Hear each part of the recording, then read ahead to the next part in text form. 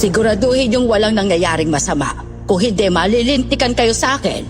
Saan ba ang bagong barong hinahatiran ninyo ng tubig? Bakit hindi ka man lang humingi ng tulong? Pinalala mo yung buhay mo, pero yung buhay ng ibang tao hindi mo lang pinagmalasakitan? Pinalabas mo pang kasalanan namin ang pagpatay sa baryong to.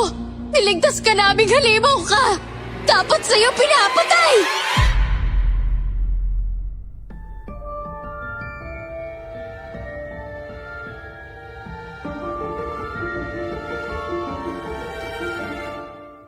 Noong panahon ng martial law at pakikibaka ng mga tao tungkol sa demokrasya, apektado kaming mga taga-malayong probinsya. Nakakasalubong namin ang mga sundalo. Nakakita man kami ng mga NPA, pero nararanasan pa din namin ang malayang buhay. Bihira man itong marinig ng karamihan, pero kami yata ang bayong hindi nakaranas ng matinding kaguluhan. Magandang araw po sa inyong lahat. Sa mga tagapakinig ng araw na ito. Naintriga ako sa mga kwento sa channel nyo. Kaya naman po, palagi na akong nakikinig hanggang sa naisip kong isulat ang kwento ng aking kabataan. Ako nga po pala si Gabi at ito ang aking kwento. Bago ko simulan ng storya, huwag kalimutang mag-subscribe bilang suporta sa ating channel. Ay, mabuti naman at nakauwi na rin tayo. Pambihira. Akala ko maliligaw na tayo ng tuluyan. Kaya nga bakit kung saan mo manineho yung kulong-kulong natin? Hoy, hindi ko naman sinasadya. Akala ko yun yung daan pa uwi. Sa tagal mo nang nagmamaneho, bakit hindi mo pa kabisado yung dinadaanan natin? Madilim kasi. Tsaka nakakakaba pa yung mga huni ng kuligilig sa paligid.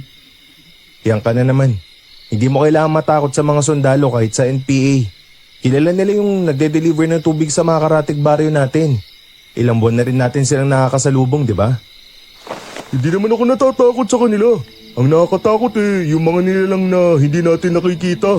Sabi ko naman sa'yo, wag na tayo mag-deliver kung aabutin tayo ng gabi. Mga aswang na naman ba? Huwag kang maniwala sa mga aswang na yan. Hindi naman sila totoo Tignan mo, yung mga NPA nga sa bundok, nakatira. Wala naman silang nakasagupang aswang. Kaya hindi mo kailangan mag-isip ng sobra. Oo na, hindi ko lang maiwasan Nga pala, saan tayo magde-deliver bukas? Doon pa rin. May mga bahay tayong hindi pa nadadalhan ng tubig. Kawawa naman kung walang maiinom, lalo na yung mga bata. Di rin daw malinis yung tubig sa balon. Madalas kasing sinusuyod ng mga sundalo yung kagubatan Sige, agahan na lang natin Ayokong gabihin na naman tayo. Grabe naman yung kaduwagan mo, Alan. Kung ayaw mong ginagabi, papalitan na lang kita. Gusto mo? Kung duduwag-duwag ka rin lang, anong silbi pang ikaw ang napili ko para makasama ni Gabi? Kung sa huli naman pala, iiwan mo siya. Naku Lola, grabe ka naman po. Hindi ka na po mabiro ngayon. Huwag mo nga ako binamasahe dyan. Gabi, maghain ka na ng lamesa. Kumain na tayo. Lola, pwede po ba akong makikain? Papakainin kita tapos duduwag-duwag ka. Wala silbi mga niluluto ko sa'yo. Umuwi ka na lang at magdalata. Lola naman, biro lang po talaga yun. Kakain na po ako Hoy Gabi, tulungan na kita. Sus, ko talaga. Sinabi ko naman sa'yo, huwag kang duduwag-duwag Alam mo namang ayaw na ni Lola na mag-deliver ako ng tubig kung hindi ka kasama. Ganun na lang ang tiwala niya sa'yo tapos ipapakita mo pang natatakot ka. Sinabi ko bang natatakot ako? Basta, wala akong sinabing ganun Lola. Mukhang masarap na yung adobong kangkong Ano pong sekreto niyo sa masarap na ulam na to? Huwag mo akong binobola, bata ka. Nga pala, magkano pa ang babayaran natin sa kinukuhanan natin ng tubig? May utang pa ba tayo? Opo Lola, kaunti lang naman po yun kaya huwag niyo na pong isipin. Huwag lang po magkagera dito, hindi tayo mamumroblema. Mas magandang wala na tayong utang. Ano man na mangyari, hindi na natin kailangang isipin pa ang ibang bagay. Tama naman po yun. Huwag mong sabihin sa akin na kumukuha pa rin ng pera ang nanay mo sa'yo ngayon. Magkano kinukuha niya sa'yo? Sinabi ko nang huwag mo na siyang bigyan ng pera, di ba? Kaya hindi tayo makatapos sa bayarin dahil dyan sa bisyo ng nanay mo. Lola naman, high blood ka na naman. Mag-relax ka lang. Kaya ko namang pagtrabahuan lahat. Hindi niyo po kailangan mag-alala sa akin. Kung ako ang nanay mo, pwedeng hindi ako mag-alala. Pero paano akong hindi mag-aalala kung nagkakagulo na ang mundo? Pero ikaw, kailangan mo pa rin magtrabaho. Huwag lang po tayo mangialam sa away nila. Wala tayong magiging problema. Ituloy lang po natin yung buhay natin nang hindi masyado nagpapa-apekto sa kanila. Kasi kung didibdibin po natin, tayo lang ang mahihirapan. Basta, mag-iingat kayo palagi ha. Kayong dalawa ni Alan, huwag na kayo masyadong makipag-usap sa mga tao. Kapag may putukan, dumapa agad kayo, ha? Lola Teresing, kabisado na po namin kung ano yung gagawin sa mga ganyang pangyayari. Siguraduhin mo lang, ha? Ikaw dapat ang masusunod. Huwag mong hayaang sundin ni Gabi ang mga naiisip niya lang na gawin. Oh, narinig mo yung pre. Ako dapat ang sinusunod mo. Yabang. Nga palala. Pagkatapos namin mag-deliver bukas, mamamalengke naman kami. May ipapabili ka po ba? Halos kumpleto pa naman ang mga kailangan natin, ha? Anong kailangan mong bilhin? Kung ano-ano lang po. Titignan ko pa po kung ano yung pwede kong mabili. Tigilan mo nga ako sa pagbili ng gatas ng anak ng nanay mo sa ibang lalaki. Obligasyon yon ng mga magulang at hindi ng kapatid. Nakisuyo lang naman po si nanay. Abala daw po yung asawa niya sa kanyang trabaho eh. Hindi daw po siya makauwi. May trabaho nga ba talaga? Nagbigay ba ng pera pambili? Opo. Sinungaling! Pinagtatakpan mo na naman ang nanay mo. Ewan ko sa'yo. Ikaw na nga ang iniwan at ipinagpalit sa lalaki, pero ganyan ka pa rin kabait sa kanya.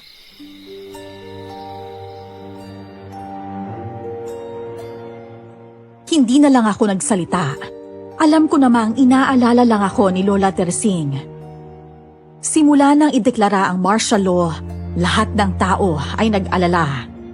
Nung una, halos hindi kami makalabas dahil sa takot. Pero nang tumagal, nasanay na lang din kami. Hindi namin alam kung saan ang kuta nila. Basta dumadaan lang sila sa bahayan para tingnan ang mga taong nakatira doon. Araw-araw ay nagde-deliver kami ng tubig sa mga karating baryo. Ang iba ay dadaan kami ng paanan ng bundok. Ang iba naman ay sobrang liblib na, kaya naman nakakasalubong namin minsan ang ilang NPA. May isang araw pa nga na nahirapang umahon ang kulong-kulong namin at sila lang ang nakatulong sa amin para makaalis. 3:00 pa lang na madaling araw ay naglalagay na kami ng tubig sa aming kulong-kulong. Hoy, tulungan mo kaya ako para maaga tayo makaalis. Mamaya na, magkape muna tayo dito. Libre naman sila bossing eh. Ay nako, napakatakaw mo talaga. Nagkape na tayo kanina, di ba? Baka naman hindi ka na makatulog habang buhay niyan. Naku, sabihin mo, baka makatulog ako nito habang buhay. Raulo, kung tulog ka na sa mahabang panahon, ibig sabihin patay ka na nun. Gusto mo na ba talaga ako mamatay? Sige ka, wala kang tagapagtanggol. Ha? Kung magkakaroon nga ng gera, mauna ka pang tumakbo paleo kaysa ipaglaban ako. Kung gera ng tao, maasahan mo ko. Pero kung gera ng mga, alam mo na, magpapanggap na lang akong patay. Sira ulo ka talaga. Bilisan mo na dyan, huwag ka na magpasaway. Huling galon na tong ikakarga ko, ikaw na magmaneho ha. Sige, dadalhin ko na lang muna tong tasa sa kapehan. Ibabalik ko na lang mamaya pagbalik natin ng mga galon. Napakapasaway mo talaga. Basta pagkain, wala kang gustong sayangin. Pwede bang itulak mo muna? Teka, sino bang trabador dito? Bakit ako yung nagiging utusan? Sige na, itulak mo na. Hindi makaahon, masyadong mataas. Isa pa, pareho lang naman tayong trabador ni Lola. Kapag hindi siya pumayag, hindi tayo makakapag-deliver. Ewan ko sa'yo. Kapag ako talaga nakaharap ng kapalit mo, itatakwil na kita. Eh di hindi ka na makakapag-deliver sa malalayong baryo, ikaw din. Bilisan mo na. 3 higop sa kape, 1 tulak sa manibela. Kung ikaw kaya dito. Hindi naman ako umihigop, pinahawakan ko lang eh. Baka kasi pagtulak mo, biglang matapon, sayang naman. Masarap pa naman to. Paano? Libre. Lahat ng libre sa'yo, masarap.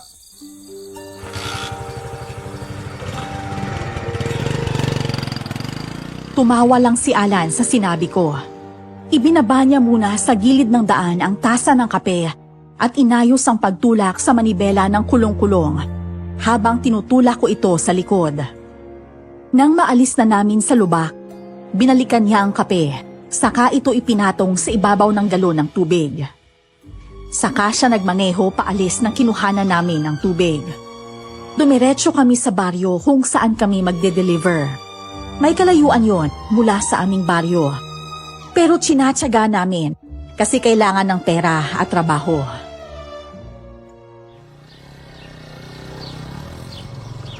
Mukhang kuta yun ng mga rebelde, no? Sa tingin mo ba gagawa sila ng kuta na madaling makita ng mga sundalo? Siyempre magtatago yung mga yun. Napakasungit mo. Kaya nga ako nagtatanong, di ba? Bakit bang init ang ulo mo? Tanghali na kasi hindi pa tayo nakakarating dun. Bakit? Sino ba tinanghali ng gising? Yun na nga eh.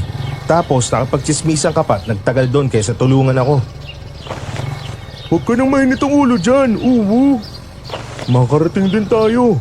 Bibilisan ko na yung kilos para makabawi. Nga pala, kailan mo ibibigay yung sahod ko? Oh, di ba sinabi mo kay Lola Teresing ka nagtatrabaho? O bakit hindi ka sa kanya humingi ng sahod mo? Hoy, hindi ganun ang usapan natin. Sabi mo, lingguhan mong ibibigay yung sahod ko. Bakit ngayon kay Lola Teresing ko na kukunin? Nung nagdesisyon tayo mag-deliver ng tubig, ang sabi ko, sasahurin kita gamit ang kinita natin. Pumayag si Lola Teresing basta may kasama ako. O ayaw niya kumuha ako ng ibang tao dahil wala siyang tiwala. Lalo na sa mga anak ng kapitbahay nating chismosa. Oh, tama naman di ba? Kailangan natin pumayag sa kondisyon ni Lola Teresing. Dapat sumunod ako sa kanya kaya palagi akong, oo, kaya anong masama doon? Wala namang masama doon pero pwede ba? Kapag alam mong ipag-aalala niya, huwag mo nang sabihin sa kanya. Ha? Anong gusto mo? Maglihim ako sa kanya? O siya, sige, basta ibigay mo lang yung sahod ko. Pangako, wala akong sasabihin kay Lola. Ititigom ko na lang yung bibig ko. Hindi naman sa gusto kong may ilihim sa kanya. Ayoko rin na wala siyang alam tungkol sa atin. Ang gusto ko lang, pagdating sa mga aswang na yan, huwag mo nang ipaalam sa kanya. Bakit naman? Basta, huwag ka na magpasaway. Huwag mo rin ipakitang natatakot ka sa mga ganong nilalang. Mas nag-aalala kasi si Lola eh. Hindi ko talaga maintindihan pero sige, oo na. Oh, mabuti naman kung ganun. Oh, yung sahod ko. Magmaneho ka na lang dyan, mamaya ako na lang bibigay.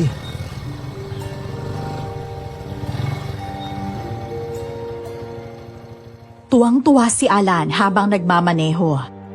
Kahit pagewang-gewang kami kasi malubak ang daanan, ay wala siyang pakialam. Hindi katulad dati na panay siya reklamo. Natawa na lang ako. Iba talaga ang epekto ng pera. Lahat ng sakit sa katawan ay nawawala at para kang lumilipad sa alapaap. Pagdating namin sa maliit na baryo, kumatok kami sa mga bahayan na madadaanan namin.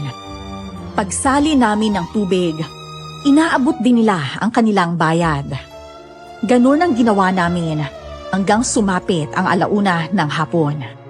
Kaya naman nang makakita kami ng maliit na karinderya sa daan pabalik, ay kumain muna kami.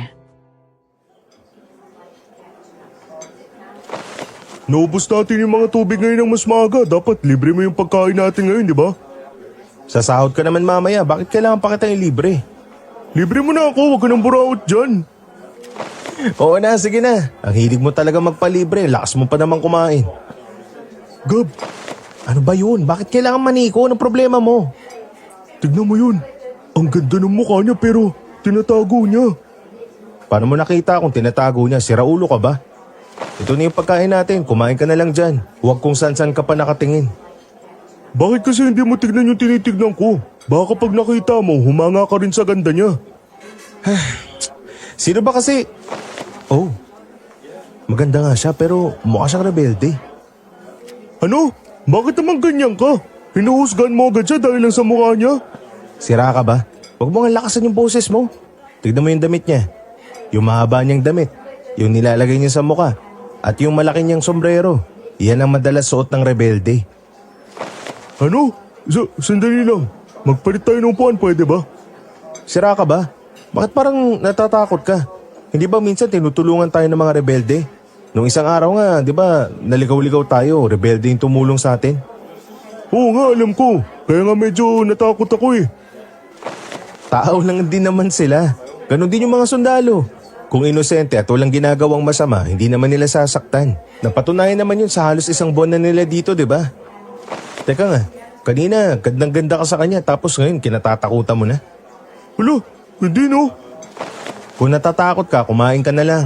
Lahat kasi ng bagay pinapansin mo tapos mag-iisip ka ng sobra dyan.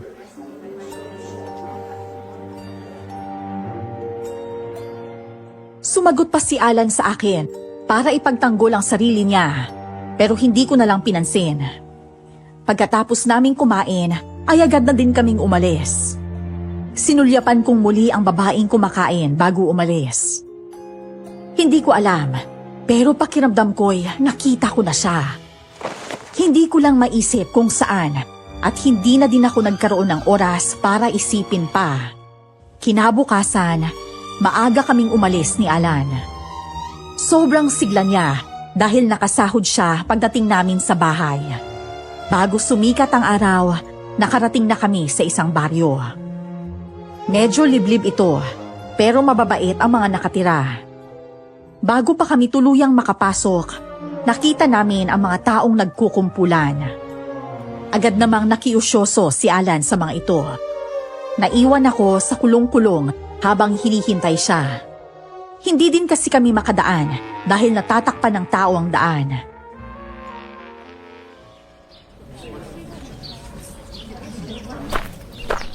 Oh, ano problema dun? Ano pinagkakaguluhan nila? Nakakakilabot. Sobrang nakakatakot kung makikita mo lang nakakasuka. Mukhang malala ngayon nangyari. Sobrang ilarawan mo eh. Ano ba kasi yun?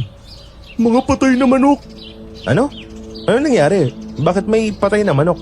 Binibenta ba? Ha? Hindi. Mga manok na pinatay. Inalis yung ulo at winakwak. Parang hindi gawa ng isang tao. Mukhang isang hayop ang gumawa nun kaya naman pinagkakaguluhan ng mga tao. Ano? Hindi ba nakakatakot yun? Anong hayop ang kakain ng manok? Kaya nga sila nagkakagulo dito eh. Kasi baka walang pusong gumawa nun sa kanila. Kaninong manukan daw yung nadali? Yun nga ang nakakapagtaka eh. Kasi ang sabi nila, ang dami daw nawalan ng manok. Hindi nila makilala kung isa ba sa mga nakatambak na yun ay pag-aari nila. Bukod sa walang ulo, ang balahibo ng manok ay binunot din. Mukhang buhay pa nga nung binunot kasi nagkalat yung dugo sa mismong puno ng balahibo ng manok. Kadiri, mabuti na lang hindi ko nakita. Baka mamaya yan, hindi ako makakain. Sobrang nakakadiri kaya nga umalis agad ako eh. Sana pala hindi na lang ako nakichismis. Yun ang napapala mo. Lahat na lang kasi ng bagay gusto mong alam mo eh. Ay naku, tara na nga. Pwede na tayong dumaan. Maga nga tayong umalis dahil dito tinanghali na tayo. Tinawanan ko na lang si Alan sa sinabi niya. Ako naman ang nagmaneho papasok sa baryo. Pagdating namin sa unang bahay, siya ang kumatok at nagbuhat. Ganado siyang magtrabaho, kaya naman sinulit ko lang ang panonood sa kanya. Siya naman talaga ang kargador ko at ako dapat ang driver ng kulong-kulong. Pero dahil gusto ko ng pagkakapantay, kaya naman nagtutulungan kaming dalawa. 2 baryo ang pinuntahan namin para mag-deliver ng tubig, kaya inabot kami ng gabi sa daan. Umambon pa, kaya naman lumambot ang daan at nahirapan kaming magpatakbo ng kulong-kulong. Mabuti na lang at puro galon ang laman nito, kaya naman kahit papano ay magaan. Mukhang malakas ang ulan dito kanina. Tignan mo, masyadong malalim ng binaunan ng gulong. Ano? Hindi mo ba kayang itulak? Sinusubukan ko nga pero sobrang tigas. 2 gulong pala bumaon. Bakit hindi mo nakitang may ganito pala? Tignan mo, pwede palang gumilid pa ng konti para hindi lumubog yung gulong. Ang dami mong sinasabi. Anong gusto mong gawin ko? Kailangan ko bang bumaba dito at ako magtulak dyan? Tapos ako naman ang sasakay dyan. Pwede mas lalong mabigat at hindi mo kakayaning itulak yan. Anong gagawin natin? O ano, itulak natin 2. Paano kung lumiko yung manibela kasi walang humahawak? Di mas lalo tayo nagka-problema. Kung ganun, anong gagawin natin? Sandali, hingi ako ng tulong. Ano? Sandali lang, iiwan mo ba ako dito mag-isa? Ayoko nga. Sasama na lang ako sa'yo. Paano tong kulong-kulong natin? Paano kung may kumuha nito? Sandali lang, may mga paparating. Tignan mo. Dito po! Tulong po! Magandang gabi po. Nagde-deliver lang po kami ng tubig doon sa kabilang baryo. Nagka-problema po yung sasakyan namin. Pwede niyo po ba kaming tulungan? Hindi po kasi namin kaya iahon eh. Ay, hello. Magandang gabi din. Ay, naku, hindi namin alam kung sapat ang lakas namin, ha? Dahil 2 babae at isang batang lalaki lang ang kasama ko. Pasensya na po, sobrang gabi na po kaya kailangan na po namin makauwi. Sigurado nag-aalala na po yung lola namin. Oh, siya, sige. Ay, halika kayo dito. Tulungan natin sila nang makauwi na. Sige po, pagbilang ko po ng 3, saka po natin itulak ng malakas. 1, 2, 3, tulak! Yan! Malapit na po, isa pa! 1, 2, 3! Ayun! Madali lang pala kapag malakas na puwersa. Maraming salamat po sa inyo. Hayaan niyo po bukas, bibigyan namin kayo ng libreng tubig na maiinom. Oo nga po, sabihin nyo nga po sa amin kung saan yung tirahan nyo. I-deliver na lang namin po sa inyo. Nga po pala ako si Gabi, siya naman po si Alan. Ako naman si Gina. Ang nakababatang kapatid ko pala. At ito naman yung babaeng pinsan ko. Magandang gabi po sa inyo. Paano po, mauna na po kami ha. Maraming salamat po ulit. Yung address niyo nga po pala.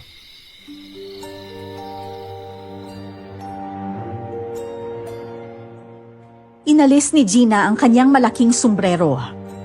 Doon nakalagay ang isang maliit na papel at ballpen. Natawa na lang ako dahil mukhang makaluma ang pamamaraan niya. Nagsulat siya sandali at inabot kay Alan. Mula sa liwanag ng buwan, kitang-kita ko ang ganda ng mukha niya.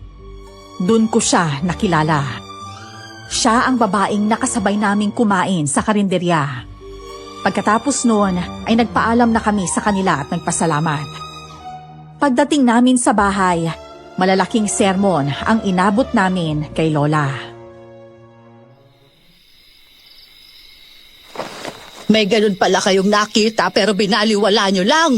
Hindi man lang kayo nag-isip. Ikaw, Gabi, wala ka ba talagang takot sa katawan, ha? Hindi naman po sa ganun, Lola. Nagka-problema lang naman po sa daan dahil dito sa kulong-kulong. Tsaka wala naman po nangyaring masama sa aming dalawa. May mga tumulong nga po sa aming iahon to eh. Wag na po kayong magalala sa amin. Hindi naman ako nagagalit. Nag-aalala lang naman ako. Paano kung wala palang napadaan? Di magdamag kayong dalawa doon. Hindi ba't sinabi ko na sa inyo? Pwede niyong iwan ang sasakyan at balikan na lang ito bukas. Pasensya na po, Lola. Hindi na po ako nakapag-isip eh. Ako din po. Ay sis, kayong dalawa talaga. Para kayong basang sisiw kapag pinapagalitan. Oh, ano pang hinihintay niyo dyan? Hindi ba kayo maghahaponan? Lola, busog pa po ako. Huwag mo akong ginagawa ng dahilan, Alan. Hindi naman po ako nagdadahilan, Lola. Totoo po yung sinasabi ko. Hindi po ako nagugutom. Umupo ka na sa labesa. Alam ko namang wala kang tinatanggihang pagkain. Dalian mo na kung ayaw mong Susunod naman pala eh. Kailangan pa ako magalit. Oh, ikaw, Gabi. Ito na po, Lola. Naghahain na po ako.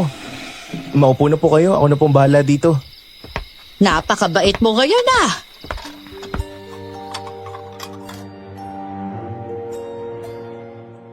Tanging tunog lang ng kutsara at plato ang narinig namin habang kumakain. Pagkatapos ay nagpahinga lang kami sandali at natulog na. Kinabukasan, hindi na muna kami nag-deliver ng tubig. Napagod kami ng sobra, kaya naman kinailangan namin ng mahabang pahinga. Nagpatuloy kami sa aming trabaho pagkatapos ng isang araw na pahinga. Gumising kami ng maaga, umuuwi kapag natapos na. Mula nang nangyari yon, hindi na namin sinasabay ang pagde-deliver sa 2 baryo. Kaya naman hindi na kami umuuwi ng gabi. Isang hapon, muli kaming kumain sa karinderyang kinainan namin noon. Habang kumakain kami, may kung sinong umupo sa harapan namin. Inalis nito ang sombrero niya.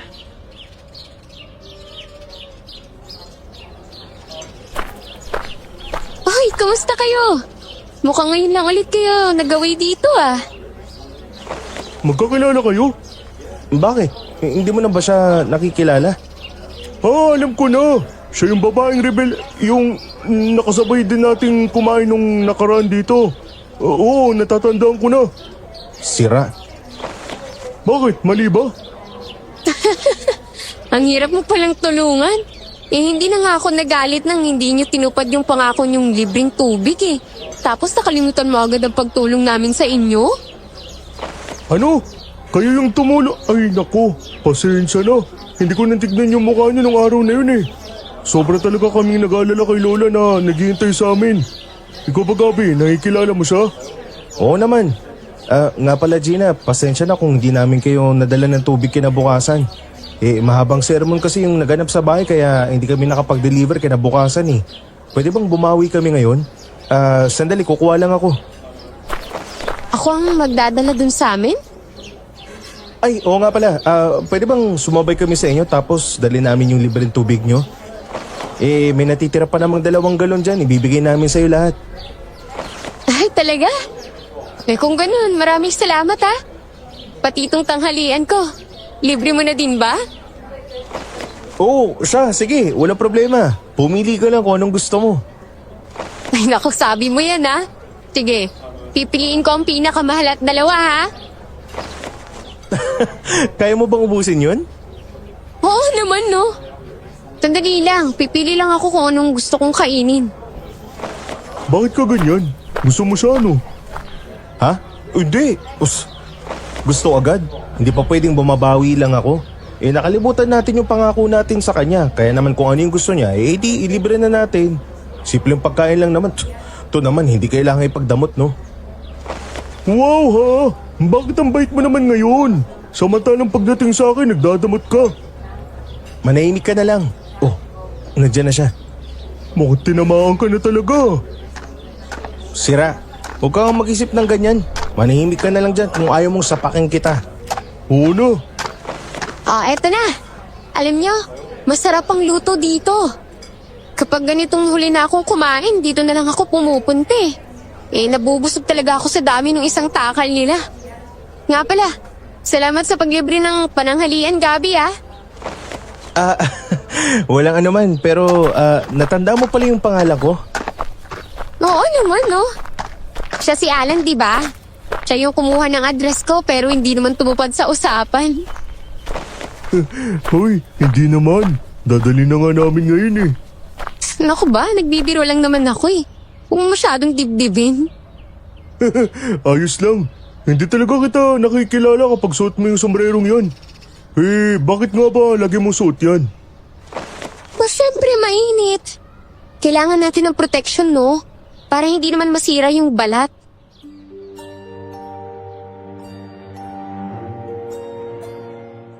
Natawa kami sa sagot ni Gina.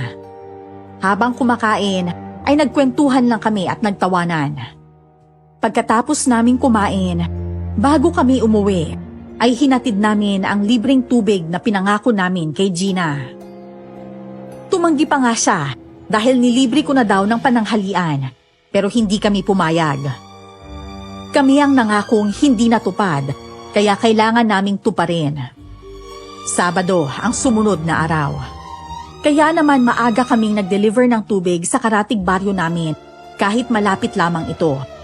Sa daan, habang papunta, muli naming nakita si Gina. Kaya naman binati namin ito at nakipagkwentuhan sandali.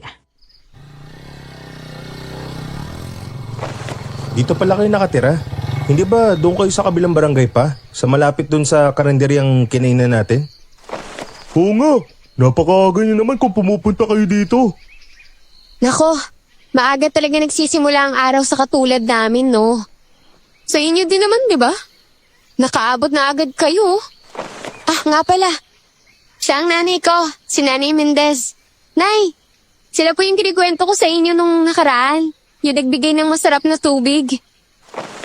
Naku, pasensya na po kayo. Magandang araw po pala. Akala namin yung kaibigan niyang palaging tahimik yung kasama niya. Kayo po pala. Kamusta po? Ayos lang naman ako. O kayo ba? Kumusta ang inyong maagang paglalakbay? Magandang umaga po. Ako po si Alan. Alam nyo, nakakaya ang ginawa ng anak ko. Talagang nagpalibre na nga sa inyo tapos ang dami nyo pang ibinigay na libreng tubig. Paano kaya kung anyayahan ko kayo mag-almusal sa amin? Talaga po? Naku, masarap po siguro kayo magluto. Gusto po sana namin kumain pero may mga hinahabol pa po kami. May mga kabahayan pa po na walang makuwang malinis sa tubig kaya kailangan po namin silang madeliveran agad. Ganun ba? Ay sayang naman. Dadaan na lang po kami doon mamaya kapag pauwi na. Sa ngayon po may kailangan kaming tapusing trabaho. Ay napakasipag ninyong dalawa. Sige, mag-deliver na kayo. Baka naaabala na namin kayo. Hindi naman po pero maraming salamat po sa pag-alok nyo. Sa susunod na lang po namin kayo mapagbibigyan. Oo nga po. O siya, mauna na kami maglakad sa inyo ha.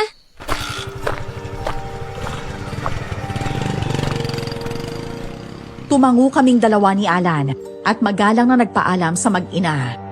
Pareho silang nakasuot ng long sleeve at damit ang ginagamit na balot sa kanilang mukha, kasama ng malapad nilang sombrero. Ibinababa lang nila ito o inaalis tuwing makikipag-usap sa tao.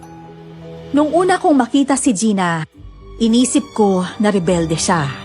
Ngunit nang makipagsalamuha siya sa amin, naiisip ko na hindi ganun ang mga rebelde.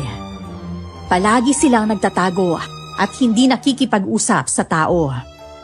Pagkatapos naming mag-deliver sa maliit na baryo, muli naming dinaanan ang baryo kung saan nangyari ang matinding pagkamatay ng mga manok at pag-alis ng ulo nito. May natira lang kasi sa tubig na aming dala at sila ang sunod naming dadalhan. Kaya naman habang may oras at tubig pa, sinamantala na namin.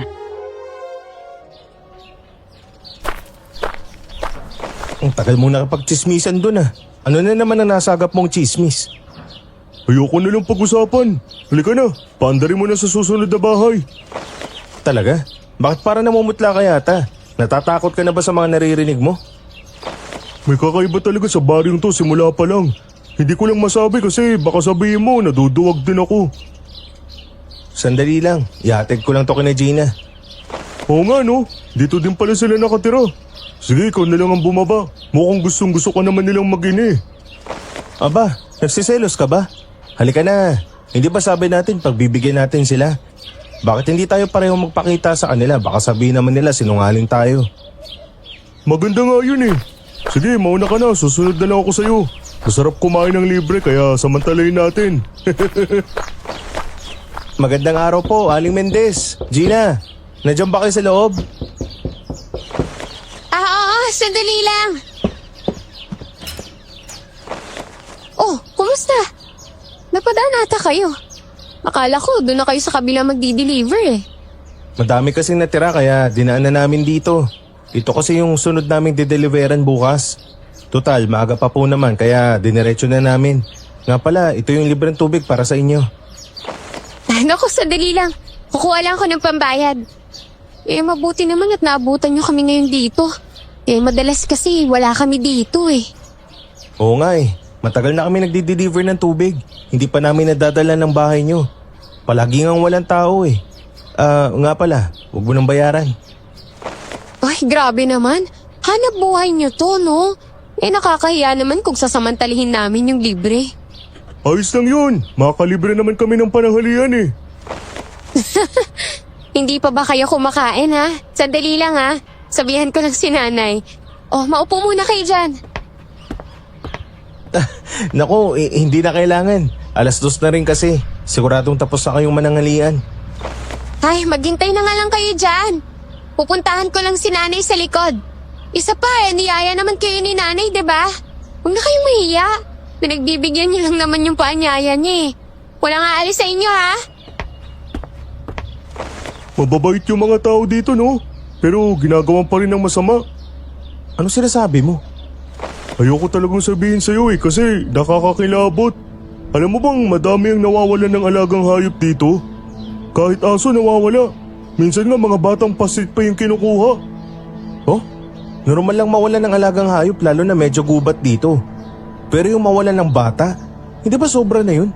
Tsaka paano mo nasabing masama ang gumawa? Paano kung katulad ng iba na nakain ng mga sawa. Ay nako, hindi yun ganun. Nangyayari lang daw ang mga pagkamatay at pagkawala ng mga hayop simula nang dumating ang mga yun. Minsan nga raw, nahuli silang akay nila ang isang bata eh. Yung batang yun, 2 oras nang hinahanap. Ha? Sino ba yung mga yun ang sinasabi mo? Mga tao ba sila o ibang nila lang? Mga taong walang puso, mga rebelde. Ano?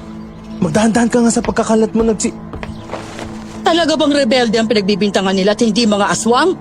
Hindi kayang gawin ng mga tao mga ganong gawain. Hindi naman po sila tao lang, mga taong walang puso po sila. Kaya nga nilang pumatay ng tao eh, kaya malamang kaya po nilang saktan ng mga hayop. Tama na yan. Ano ka ba naman? Magandang araw po pala sa inyo, Aling Mendez. Pasensya na po kayo kay Alan. Masyado po talaga siyang... Ano pang chismis ang naririnig ninyo tungkol sa mga rebelde? Talaga bang gano'n na lang kalala? Kahit hindi nila nakita ng kanilang mga mata, talagang gumagawa sila ng ikasisira ng kapwa-tao nila? Ay, naku, pasensya na po. Kinukwento ko lang naman po kay Gabi yung mga narinig ko. Hindi naman po ibig sabihin nun, yun din po pinaniniwalaan namin, di ba? Pauwi mo ng mga chismoso mong bisita. Baka hindi ko sila matansya. Hindi naman po nila alam, Nay. Pinag-uusapan lang naman po nila kung ano yung mga naririnig nila eh. Hindi naman po sila nagpapakalat nun. Ano pa man yun, wala na akong pakialam. Aalis ako sandali. Gina, pasensya na pero may nasabi ba kaming masama tungkol sa inyo? Para maging ganun yung reaksyon ng nanay mo? Oo nga, nakakatakot siyang magalit. Nga pala, saan pala siya pupunta? Pasensya na. Wala kasi akong oras sagutin ng mga tanong niyo eh. Kailangan ko kasing puntahan si nanay. Baka kasi may magawa siyang pagsisisihan din niya sa huli. Ano? Saan ba siya pupunta? Tulungan ka namin. Ihahatid ka namin gamit yung kulong-kulong. Kung maglalakad ka at mabilis si Aling Mendez, hindi mo siya maaabutan. Pumayag naman si Gina. Sumakay siya sa likod ng kulong-kulong habang si Alan naman ay sa ibabaw ng ilang mga galon. Dumiretso kami sa opisina ng kapitan dito sa baryo. Malayo pa lang kami. Rinig na namin ang pagwawala ni Aling Mendez. Kaya naman halos patakbo nang pumasok doon si Gina para awatin ang kanyang ina.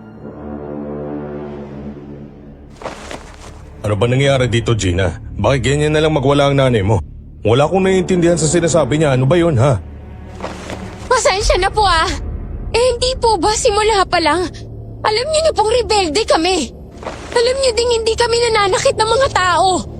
Tinanggap niyo nga po kami dito eh. Dahil iligtas namin ang buhay ninyo. Oo nga, bakit? Ano bang problema? Napatunayan ko nang may puso kayo, sadyang may pinaglalaban lang kayo sa gobyerno. Paano po kaya nalaman ng mga tao dito na may nakarating na rebelde dito sa baryo ninyo? Katulad po ng habilin nyo, umaasta kaming taga rito. Kumakain nga kami sa labas eh. Nagsasaka kung kani-kaninong bukirin. Para lang mapatunayan naming tao din po kami. At hindi kami nananakit ng ibang tao. Hindi nga po namin sinusuot ang mga armas na madalas naming dala eh. At sinasabi po namin na nagtiwala po kami sa inyo. Bakit gano'n na lang po ang pagkalat ng chismis?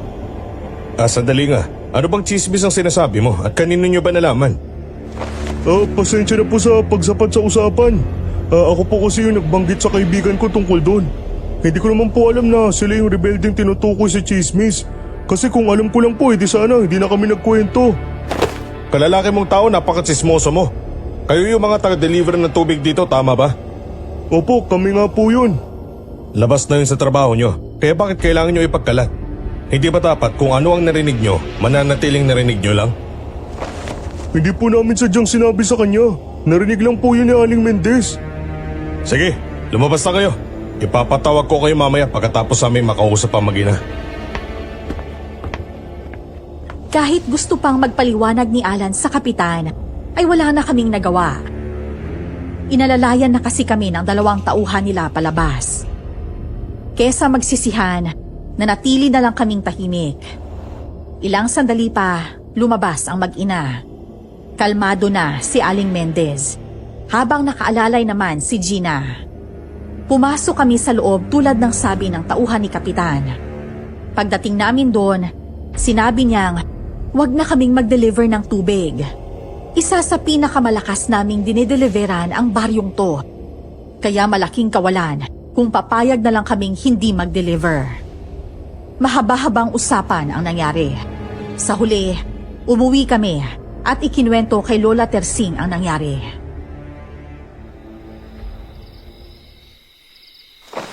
Halos lumuhod na nga po kami para bigyan ng isa pang pagkakataon eh. Hindi ba? Sinabi ko sa inyo, yung mga bungangali niyo magiging dahilan ng kapahamakan sa buhay niyo. Eh bakit pa hindi kayo tumigil sa pagkukwentuhan sa labas? Hindi naman po namin nakalain na rebelde po pala yun. Sa tingin mo, tama yung katwiran mo. Kung hindi ka nakikipagtsismisa sa mga tao doon, wala kang malalaman tungkol sa kanila. Tama ba? Opo. Ang sabi ko sa inyo, huwag kayong magtitiwala agad-agad. Kaya paano nangyaring pumasok kayo sa bahay ng isang rebelde at balak ninyong makikain? Hindi po namin alam na rebelde sila. Oo nga po. Saka hindi po namin sila nakilala dahil nadalhan namin sila. Nakilala po namin sila dahil tinulungan nila kami. Oo nga po Lola. Nakisama lang naman po kami dahil meron kaming utang na loob sa kanya. Sumobra naman kayo! Opo Lola, pasensya na po talaga. Kung ganyan lang ang gagawin ninyo, tumigil na kayo sa trabaho nyo. Humanap na lang tayo ng ibang trabaho na pwede sa inyo. Lola naman, ito lang naman po yung unang pagkakataon na nangyari to. Hayaan niyo po, gagawin ko po yung makakaya ko para hindi na po maulit to. Saka binigyan naman po kami ng huling pagkakataon ng kapitan eh. Ay, nako! Ewan ko ba naman sa inyo? Kapag naulit pa ito, sinasabi ko sa inyo, kahit mamatay na tayo sa gutom, wag lang ganito!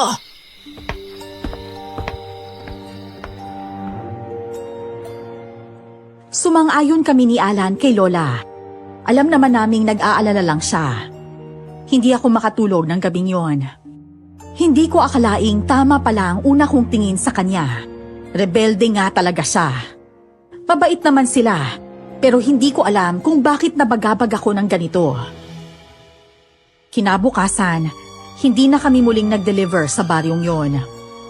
Gusto lang naming pahupain ang nangyari. Nagpatuloy ang buhay namin at ang trabaho namin ni Alan.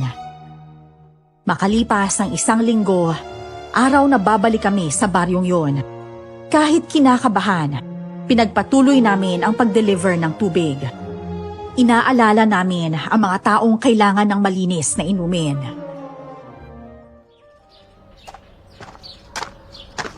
Ano nangyari? Bakit mo bitbit pabalik yung tubig na yan? Wala bang tao doon? May tao pero hindi daw sila kukuha. Meron pa daw silang tubig eh. Ganon? 1 linggo na mahigit mula na mag-deliver tayo ah. Kumuha ba sila nung nakaraan? Hindi natin sila nadalan dahil iilan lang ang tubig na dala natin, di ba? Kung ganon, bakit hindi sila kukuha ngayon? Hayaan mo na. Baka nga meron pa silang tubig. Ako naman ang napagod sa pagbitbit kaya huwag ka nang masungit.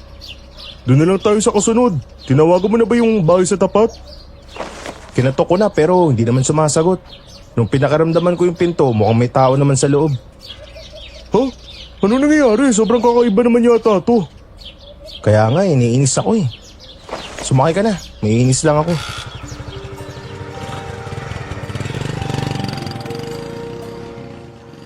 Sumakay si Alan sa likod ng kulong-kulong. Muli kaming kumatok at nag-deliver sa mga dati naming suki. Pero lahat sila hindi sumasagot o kumukuha ng tubig. Kaya tanghali na, pero hindi pa nababawasan ang dala naming tubig. Naupo kami sa gilid ng daan at iniisip ang nangyayari. Habang nakatingin sa malawak na bukiran, hindi namin namalayang dumating pala si Gina.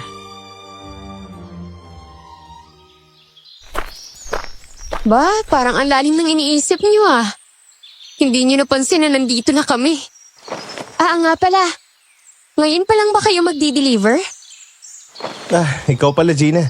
Kumusta naman? Kumusta yung nanay mo? Yun, ayos naman si nanay. Hindi niya na dinamdam yung nangyari.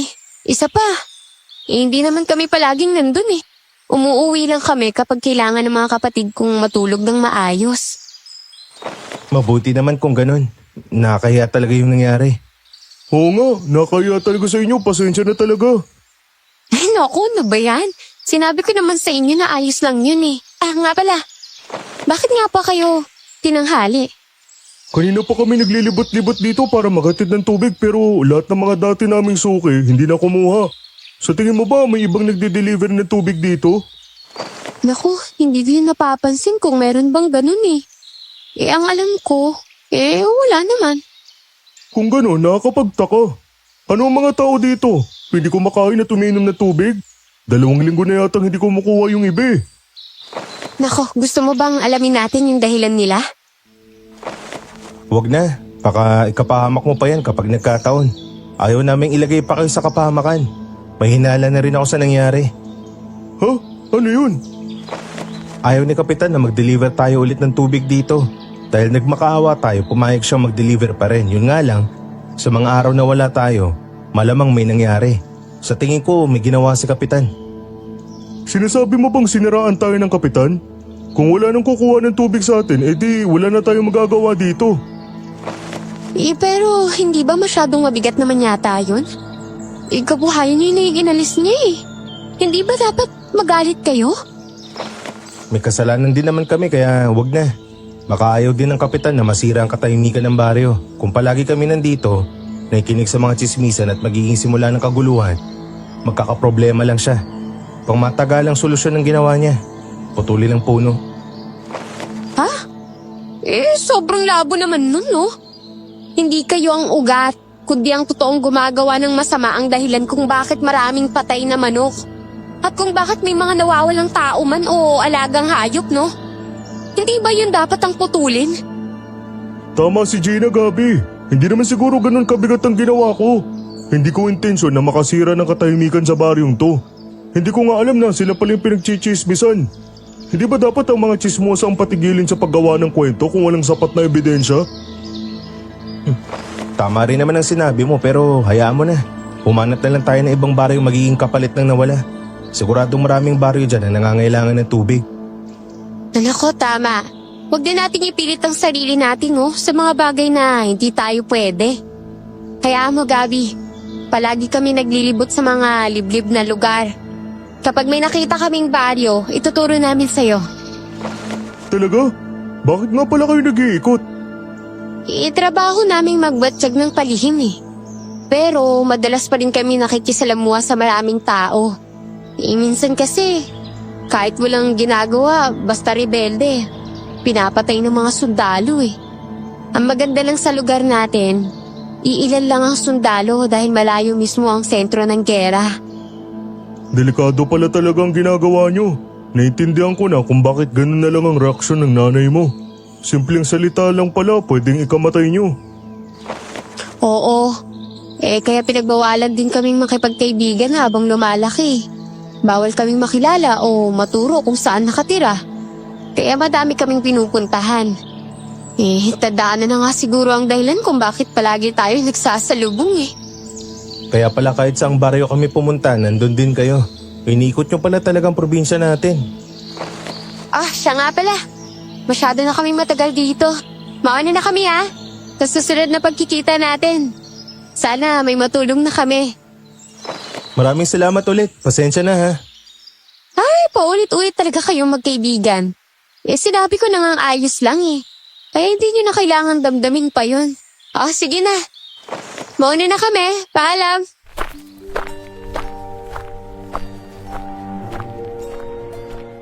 Umalis na si Gina at ang kasama niya sa harapan namin. Kami namang dalawa ni Alan ay dumiretso na lang sa ibang baryo. Kahit hindi kami sigurado kung may kukuha pa ng tubig, nilako na lang namin. Hindi kasi pwedeng malaman ni Lola na ganito ang nangyari kasi tiyak na pipigilan niya kami. Sa aming pagtatanong sa ibang tao sa mga baryo, may naituro sila sa amin. Ang baryong yun daw ay sobrang liblib.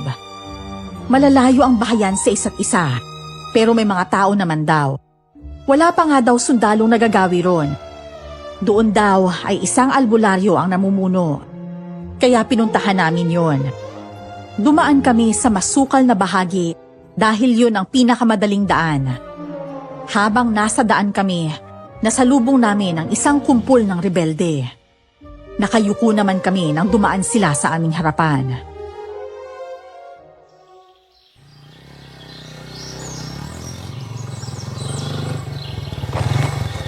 Alan, Gabi! Kayo pala yan? Grabe naman ang tandaan na sa buhay natin, no?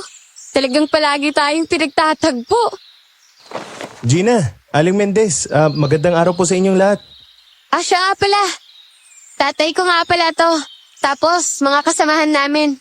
Lumilibot lang kami dito. Titignan kung ano bang lagi ng liblib na lugar na to. Kayo, ano bang ginagawa niyo dito? Hindi naman kayo magdi-deliver ng tubig, di ba? May nakapagturo sa amin ng maliit na baryo dyan. Pinamumunuan daw yan ng isang albularyo. Gusto sana namin tignan at tanungin kung pwede kami mag-deliver. Ito na kasi yung pinakamalapit na daanan papunta ron na naglalakad eh. Ganun pala. Yun din sana ang irerekomenda ko sa iyo eh. Pero, malinis na bukal daw sila eh. Hindi ko lang sigurado kung maayos pa ba ang agos ng tubig. Mas magandang dumiretso na rin kayo ron para malaman yung lagay. Tama ka. Maraming salamat at inaalala mo talaga kami. Naku, syempre naman no. Walang dapat sisihin sa nangyari. Pero hindi dapat manganib ang kanya-kanya nating pinagkakakitaan no. Kaya kahit papano, kinakain ako ng konsensya ko. Sige na, magpatuloy na ulit kayo. Medyo malayo pa yun eh. Sige. Maraming salamat ulit. Mag-iingat kayo. Magandang umaga rin po ulit, Aling Mendez. At sa inyo rin po. Oh, ano nangyari sa'yo? Bakit hindi ka nagsasalita kanina? Hindi ka malang bumati. Nakakatakot kaya sila. Hindi mo ba nakita yung mga kamay nila? Mukhang may mga nakabalot sa loob nun. Ay nako. Sana bumati ka naman dun sa magulang ni Gina bilang paggalang. Yumuko ako at ngumiti. Hindi na lang ako sumingit para magsalita pero binati ko sila. Talaga lang ha? Oo nga. Kayo kasi ni Gina kung mag-usap kayo parang wala kayong kasama sa tabi nyo. Para bang inyo lang yung mundo at walang makakapigil sa inyong dalawa? Lesyoso ko na naman. Sinabi ng tigilan mo yung kakaganyan mo eh. Uy, bakit ka lumalayo sa akin? Nagsasabi lang naman ako ng totoo Bakit hindi mo na lang aminin na may pagtingin kayo sa isa't isa? Sira, sa nangyayari ngayon, sa tingin mo ba iisipin ko pa yan? Sabi ko nga. Pero huy, hintayin mo naman ako.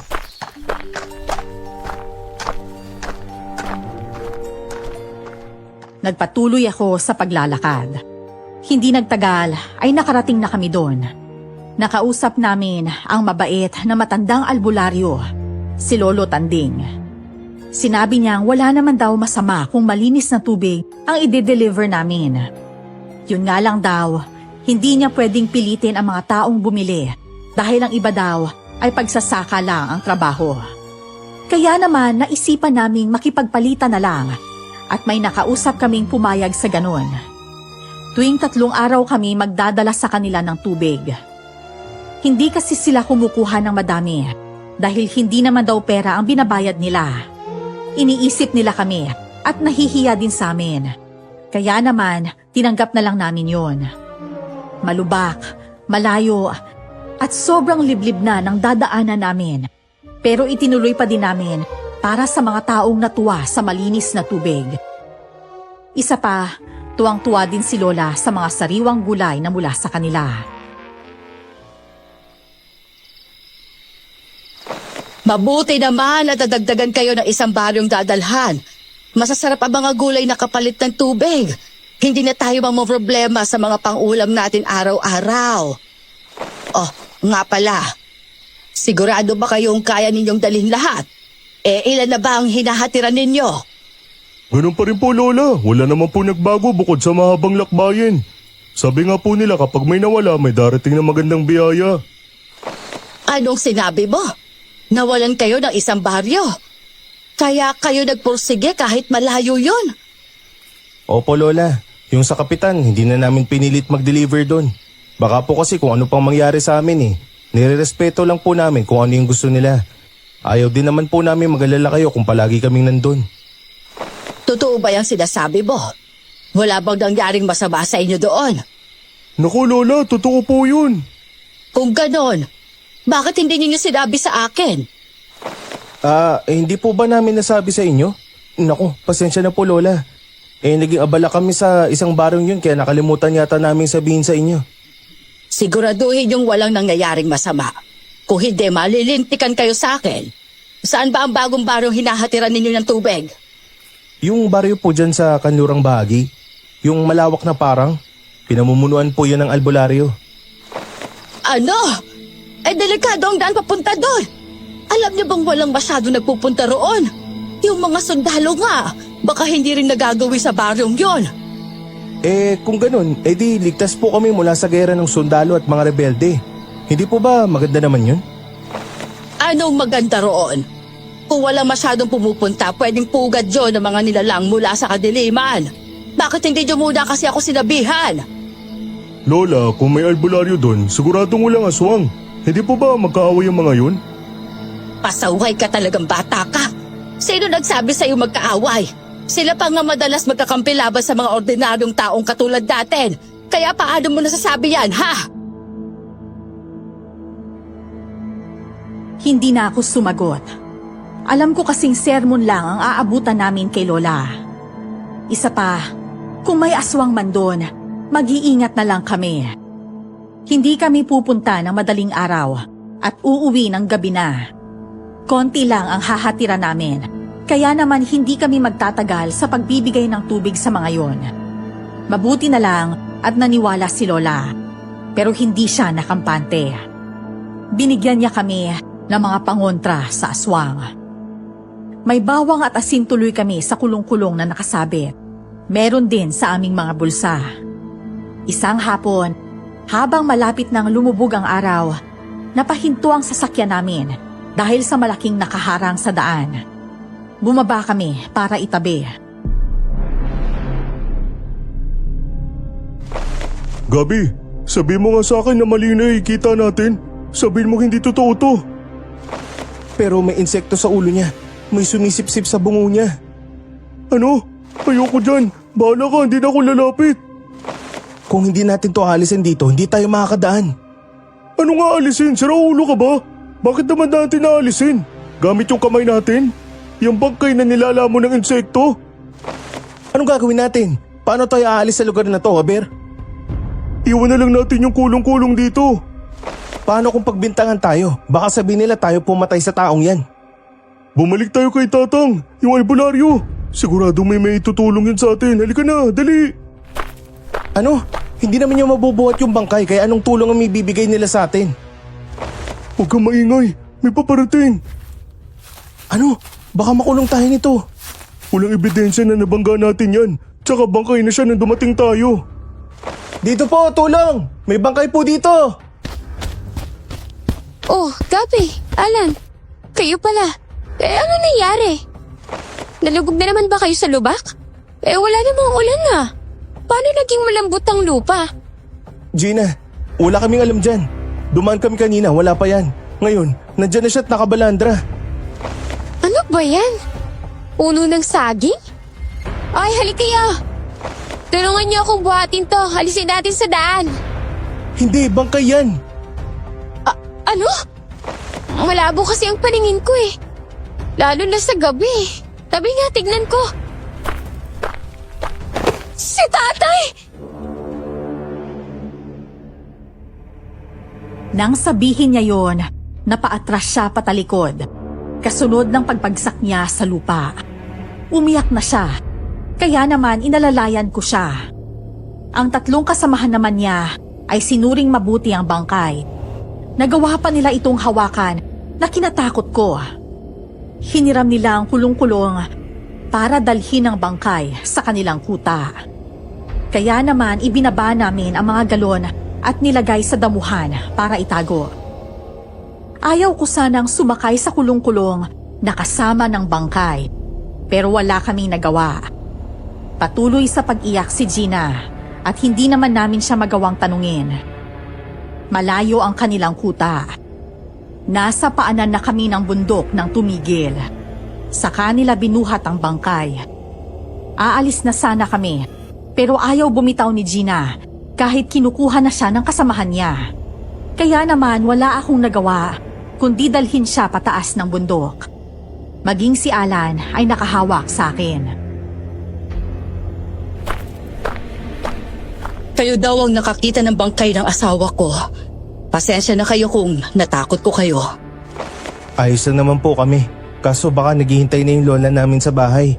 Ayos na po ba si Gina? Pwede na po ba kaming umalis? Hindi namin kayo pwedeng pababain na mag-isa. Baka may mangyari sa inyo. Kaya mas magandang hintayin niyo muna. May ginagawa lang ang mga kalalakihan pwedeng maghatid sa inyo. Pasensya na po talaga. Pwede ko po bang malaman kung ano yung kinamatay ng asawa niyo at bakit doon siya natagpuan? Ayaw sana namin itong paalam sa inyo mga tao. Siyempre, ayaw namin matakot kayo. Pero ito kasi ang totoo. May 3 nampugot ang umatake dito. Nampugot? Aswang? Ano po? Pero bakit at paanong... Noon, walang pinipili ang mga aswang. Inaatake nila ang gusto nilang atakihin. Pero habang tumatagal, natutunan ng mga ito ang mamuhay kasama mga tao. Hindi sila basta nananakit ng kahit sino lang. Kaya nagtataka kami kung anong nagawa namin para atakihin kami ng ganito. Hindi po kaya may nasaktan kayong kamag-anak nila? Hindi. Hindi namin magagawa yon. Ang pagbabantay namin sa buong probinsya ay utos sa mga nakatataas. Pwedeng sakupin ng mga ganid sa kapangyarihan ng mga lupa at tayuan ang hasyenda nilang aabuso sa mga mamamayan na nandito. Hindi namin kayang manakit ng mga sibilyan. Kung ganun po, bakit may mga nampugot na umatake? Hindi po kaya hindi na nila nakayanan? Hindi rin namin alam. Pilit namin silang hinahabol pero sobrang bilis nila. Hinabol sila ng asawa ko. Hinalap namin siya pero hindi namin sila nakita. 2 araw na simula ng araw na yon. At ngayon lang natagpuan ang bangkay niya. Sa pagsusuri ng mga kasamahan namin, inubos ng aswang na yon ang utak ng asawa ko. Kung mga aswang sila, hindi po ba dapat albularyo o manunugis ang lapitan nyo? Sa tingin mo ba, sa posisyon namin sa probinsyang ito, pakikinggan kami? Hindi kami ordinaryong mamamayan. Masama kaming tao sa paningin nila. Walang tutulong sa amin kundi sarili namin. Hindi po pwede magpagala-gala ang mga aswang na yun at patunay namang biktima. Dumaranas na ng pagkabahala ang mga tao dahil sa martial law. Hindi po tamang pati sa kaligtasan nila sa gabi ay mag-aalala pa sila. Tama ka dyan. Pero hindi na namin alam ang gagawin. Ang ibang nasugatan ng aswang na yon ay hanggang ngayon nakaratay pa rin. Dinagamot na lang namin sila ng mga halamang gamot na alam namin. Hihingi po ako ng tulong kay Tatang Guyo. Yun po yung albularyong namumuno sa liblib na baryo. Oo nga po, kung hindi kayo makakahingi ng tulong, kami ang gagawa. Kailangan mahuli muna ang masasamang yan bago sila mambiktima ng mas marami. Sasama ako. Papatayin ko sila. Jaina, kumusta ka? Ayos ka lang ba? Opo. Halika na. Wala pa naman nakakakilala sa akin bilang rebelde. Dahil sa desisyon ni Gina, walang nagawa ang kanyang ina. Kita din namin ang galit sa mga mata niya. Kaya naman hindi na kami kumontra. Kahit sinong tao ang mamatayan ng mahal sa buhay sa nakakaawang paraan ay magwawala at maghihigante. Dahil dito, bigla kong naalala si Lola. Kaya naman nagmamadali kaming bumaba ni Alan kasama ang ilang kalalakihan para umuwi. Kinabukasan, sa unahan ng baryong yun kami nagkita nila Gina at ng iba niya pang kasamahan. Pagdating namin sa bahay ni Tatang Guyo, ay nagpaiwan ang ibang kasama ni Gina sa mga puno at damuhan. Kami lang 3 ang lumapit dito. Sinabi namin ang lahat ng nangyari. Hanggang sa tinanong kami ni Gabi sa kung anong ginawa namin nitong nakaraang buwan. Mahirap kung lalabanan niyo siya ng sabayan. Gamitan niyo siya ng talino at diskarte niyo. Paano po namin siya mapapatay? Gamit ang asin, abo ng uling at sibat. Pwede niyong mapatay agad. Pero maliksi ang ganitong nampugot. Lalo na't puno siya ng galit. Galit siya sa mga taong sumisira ng katahimikan niya. Hindi po ba siya tinatabla ng baril? O kaya, maliban sa mga nabanggit niyo po, ano pa yung pwedeng panlaban sa kanya? Kung meron kayong pilak, sobrang bisa nun kahit maliit lang. Naintindihan po namin. Yung mga ganong uri ng aswang po ba bumabalik sa kung saan sila una ng biktima? O saan namin sila mahanap? Hindi na sila bumabalik. Alam nilang pwede silang balikan pero matatalino ang mga yon. Kikilalanin muna nila kayo bago umatake. Pwede kayong abangan kung saan kayo madalas pumunta. Hindi sila titigil hanggat hindi nauubos ang lahi nyo. Ganun sila. Iniingatan din nilang malaman sila ng maraming tao. Maraming salamat po sa impormasyon. Susubukan po namin hanapin sila agad para hindi na sila mambiktima pa ng iba. Hindi madali ang gusto mo. Baka bago nyo pa siya mahuli, naputol na ang ulo nyo. Sobrang leksi nila. May niisip na po ako. Maglalagay kami ng bawang sa leeg namin. Gagawin namin kwintas sa mga to.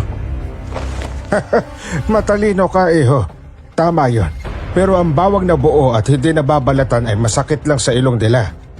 Kaya nilang tiisin yun hanggang maputol nila ang leeg nyo. Kung babalatan po namin yung bawang sa leeg namin, hindi po ba masusugatan ang balat namin? Eh bakit? Ano bang gusto mo? Pasugatan ng leeg o maputol ito? Alam ko na po ang gagawin. Maraming salamat po ulit. Wala na akong buntot ng pagi dito pero meron ako nito. Isang punyal. Mas mabisa ito sa lahat pero sobrang hirap gamitin dahil sa liit. Magagamit mo lang siya sa malapitan para isaksak sa dibdib ng lampugot. Ibibigay ko na sa inyo. Mag-ingat kayo. Naku, maraming salamat po ulit. Mag-iingat din po kayo. Mabuti kang bata, Iha. Huwag ka sanang magpalamon sa maling paniniwala. Huling narinig kong sinabi ni Tatang Buyo. Nang lumingon ako, inakbayan lang ako ni Gina paalis. Nagmadali kaming pumunta sa pinakamalapit na pamilihan. Bumili kami ng bawang, sibuyas at kalamansi. Magtataka kasi ang mga tindera kung bawang lang. Siyempre, ayaw naman naming paghinalaan. Walang alam si Lola sa pinanggagawa namin. Alam ko kasing papagalitan niya lang kami at hindi papayagan. Ayoko namang tumakas lang at walang gawin.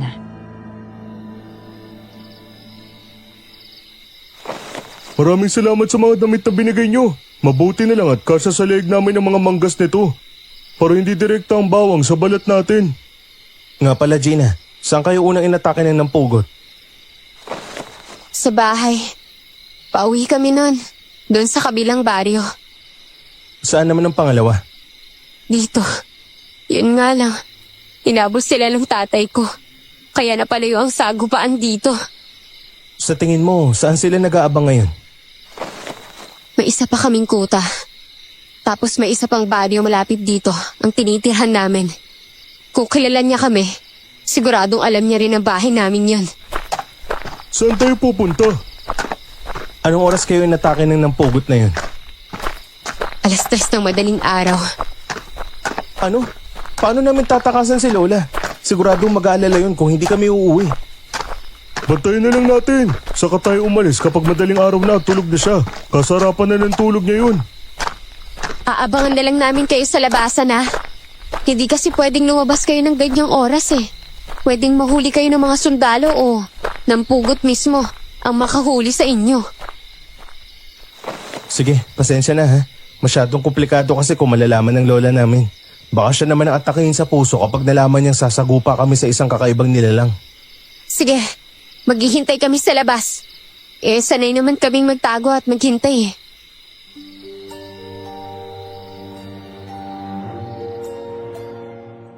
Matapos naming maihanda ang lahat, iniwan muna namin ang mga tubig na dapat i-deliver namin kina Gina.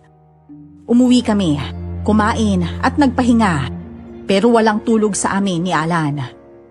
Pareho kaming nakabantay sa orasan. Nang hating gabi na, nagpalakad-lakad kami sa bahay. Tinitingnan kung gising pa ba si Lola. Sumapit ang 2:00 ng madaling araw. Narinig namin ang mahina niyang paghagok.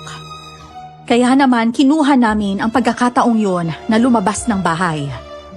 Pagdating namin sa labas, tahimik ang paligid at parang walang tao sa paligid. Kaya naglakad-lakad kaming dalawa. Hanggang may isang malamig na kamay ang humawak sa balikat ko. Agad ko namang hinawakan yon. Pinisil ng todo at pinaikot. Humiyaw naman ito sa sakit at pinapatigil ako.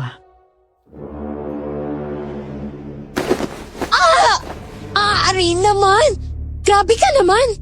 Alam mo mo namang nakaabang kami sa inyo eh. Bakit kailangan mo pa akong ibalibag ng ganun? Pero, grabe ah. Ang lakas mo pala. At iba ang alerto mo sa mga bagay-bagay. Napakabilis ng kilos mong yun ah. Pwede ka naman magsalita, tawagin kami kaysa tapikin mo ako kung ganun. Saka nagawa ko lang yun dahil sa takot. Sa totoo lang, kinakabahan talaga kami. Pakiramdam namin masama tong ginagawa namin at labas sa batas. Tingnan niyo naman ang kamay ko. Nanginginig. Isa to sa ayaw ng magulang ko ang mangialam sa problema ng ibang tao. Pero para sa kaligtasan ng lahat, gagawin ko. Ayaw din naming mabuhay ng may kinatatakutan. Baka hindi rin kami makapagtrabaho ng maayos. Tama. Umikot kami sa iba't ibang baryo kaya kailangan maalis ang mga ganyang nakakatakot na nilalang. Dala namin ang mga hinanda nating gamit. Dito, sumunod kayo sa akin. Dito muna namin tinago. Para hindi natin kailangang umakyat doon. Isa pa, merong burol doon eh. Para sa tatay ko. Siguradong hindi pupunta ron ng aswang dahil maraming apoy. Kung ganun, ano ang plano natin? Maglalakad-lakad lang tayo tulad ng normal na ginagawa nila Gina habang nagbabantay lang sila sa paligid. Hayaan natin siya ang sumugod. Ang hirap nito. Para tayo naghahanap ng karayom sa isang sako ng buhangin. Wala kasi sinabi si Tatang Goyo tungkol sa katauhan ng aswang na yun eh. Ay ang kailangan natin ay maging alerto lang. Sigurado na akong kami na ni Nanay ang isusunod ng halimaw na yun. Yun nga ang sabi ni Tatang Goyo. Uubusin ang lahi niyo ng halimaw na yun. Hindi rin niya sinabi kung ano ba talaga ang naging kasalanan niyo sa kanya. Kung ano man yun, ngayong gabi kami maghaharap. Malalim ang galit ni Gina sa halimaw na yon. Ilang sandali din kaming nagpagala-gala sa lugar na pwede siyang umatake. Hindi namin pinahalata na may hinihintay kami. Pinapakalma namin si Gina na kunwari ay nahihirapan sa pagkamatay ng tatay niya. Kahit ang totoo naman ay tinatago nito ang kanyang tunay na nararamdaman. Halos 2 oras din kami sa ganoong pwesto. Payo dito, payo doon. Pinapalakas namin ang loob niya hanggang sa may narinig kaming kakaibang tunog. Kasunod nun, ang hindi pangkaraniwang tunog ng hayop. May naamoy din kaming masangsang. Hindi nagtagal ay may sumugod sa amin. Mabuti na lang at agad kong naiwas ang balikat ko, pero dumugo yun. Tiningnan ko ang sumugod sa amin. Mula sa liwanag ng buwan, kitang-kita ko ang mahabang dila niya, ang nakalawit niyang bituka. Nagsimula nang magsuka si Alan dahil sa itsura nito. Putsang amoy yan. Bangkay naman palang kalaban natin at hindi aswang. Ayusin mo sarili mo. Mahirapan tayong hulihin siya. Huwag ka mag-alala. Ang mga kasamahan ko ay nakaabang na at pwede siyang patamaan ng bala. Nakalimutan mo na ba? Hindi natin siya masusugatan gamit ang bala. Baka mapahamak lang ang kasamahan mo. Oo, alam ko. Pero masasaktan pa rin siya dun, no? Kapag nakuha nila ang atensyon ng halimaw, saka tayo susugod. Kailangan lang nating magtulungan para madiskarteng mahuli ang halimaw na yan. O sige, gets ko na. Hindi namin alam kung naiintindihan ba kami ng halimaw. Pero habang nakatutok ang mata namin sa kanya, siya naman ay nagpaikot-ikot sa itaas namin. Ilang segundo lang ay sinugod niya ako. Muli akong umiwas, pero natamaan ng tenga ko ng dila niya. Sobrang init nun at parang tinutunaw ang tenga ko. Sa inis ni Alan, binato niya ito ng asin. Sunod-sunod. Umiwas ito at sinugod si Gina.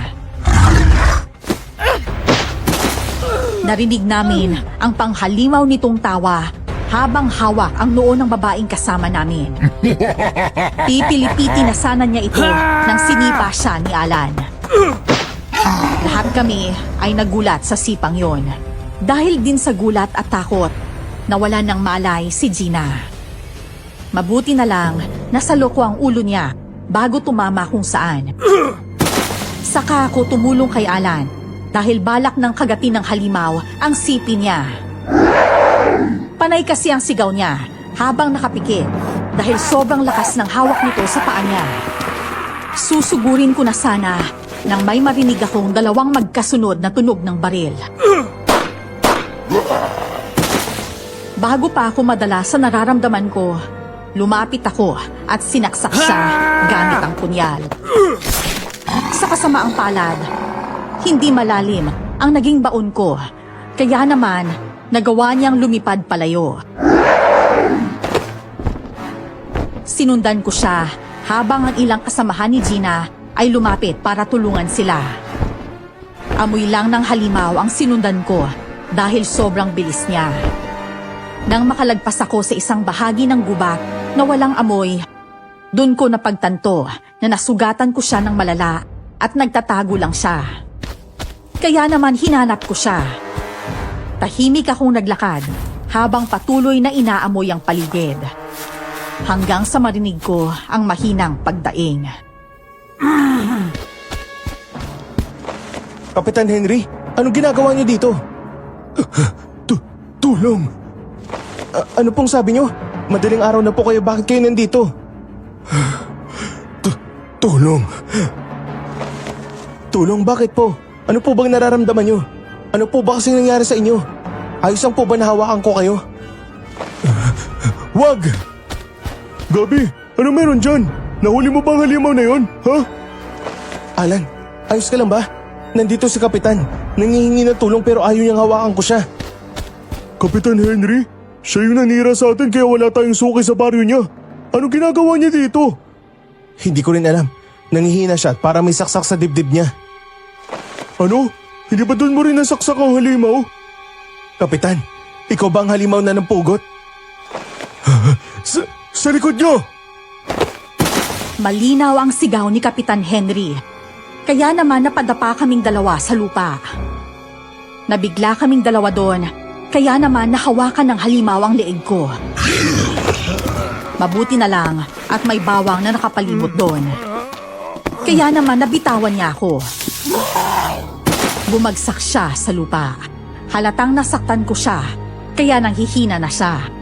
Tapos, nahawakan niya pa ang bawang, kaya naman dumagdag pa yon sa kahinaan niya. Hindi nakatiis si Alan. Kahit nakadapa, nagawa niyang kunin ng abo at binato.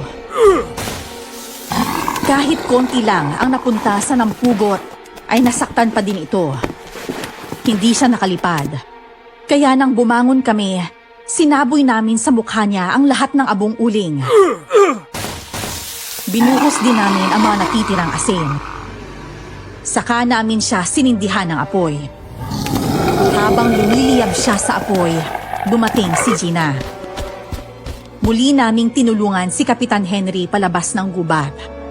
Pinapasok din niya kami sa opisina para gamutin ang mga sugat namin. Sabihin niyo nga po sa amin, anong ginagawa niyo sa gubat ng ganitong oras? Mukha namang hindi niyo kaya maglakad sa kalagayan niyo. Kaya paano kayo nakarating doon? Ang katawan ko ang bahay ng dampugot tuwing araw. Tuwing gabi naman ay umatake siya ng mga hayop. Hanggang isang araw, umatake na siya ng tao at nagustuhan niya yan. Kaya paulit-ulit niyang ginawa ang umubos ng tao. Sinabi kong huwag ang mga tao sa baryo namin, kaya ang pinuntirian niya ay ang mga rebelde. Hayop ka? Ikaw ang nagkalaga sa halimaw na yon? Tapos kami pa ang pinatira mo! Gusto kong mabuhay. Ayoko mamatay. Kaya pumayag akong tumira siya sa pagkatao ko. Tuwing gabi gising ako. At sa araw naman ay tulog. Walang pahingang katawang lupa ko kaya hinang-hina ako. Bakit hindi ka humingi ng tulong?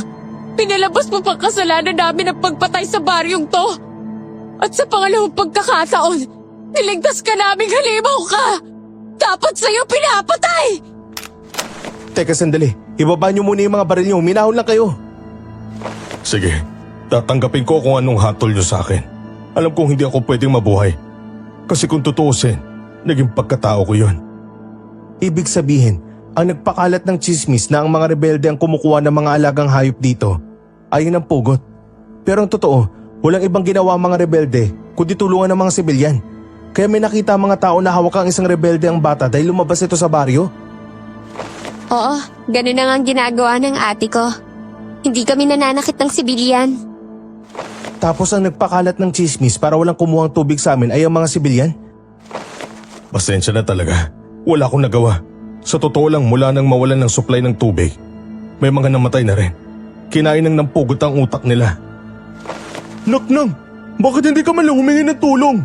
Pinalala mo yung buhay mo, pero yung buhay ng ibang tao hindi mo lang pinagmalasakitan. Wala akong nagawa nang suntukin ni Alan si Kapitan Henry. Alam ko namang hindi niya ginusto ang nangyari. Maging siya ay biktima lang din, pero wala siyang ginawa. Nang huminahon na ang lahat, sinilip namin ang mga tao.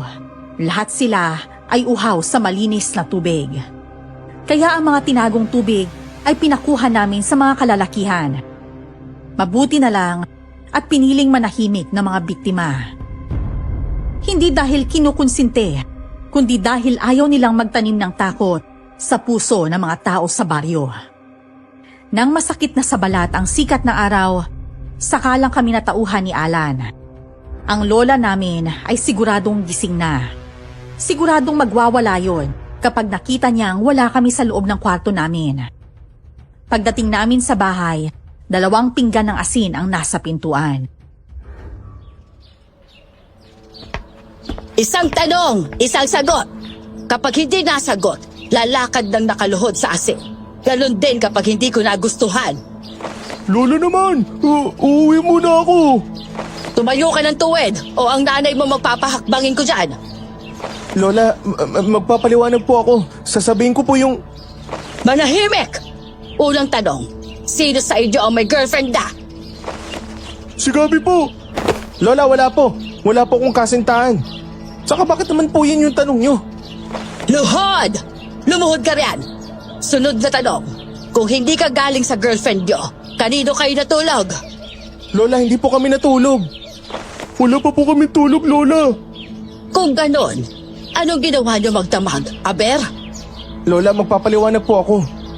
Nakipaglaban po kami sa mga aswang. Ano? Isa lang po pala yun, hindi mga... Tigilan mo nga ako sa pagsisinungaling mo. Para pagtakpan ang kasintahan mo, hindi ka magsasabi sa akin ng totoo. Totoo yung sinasabi ko, Lola. Nakipaglaban kami sa halimaw na ng pugot.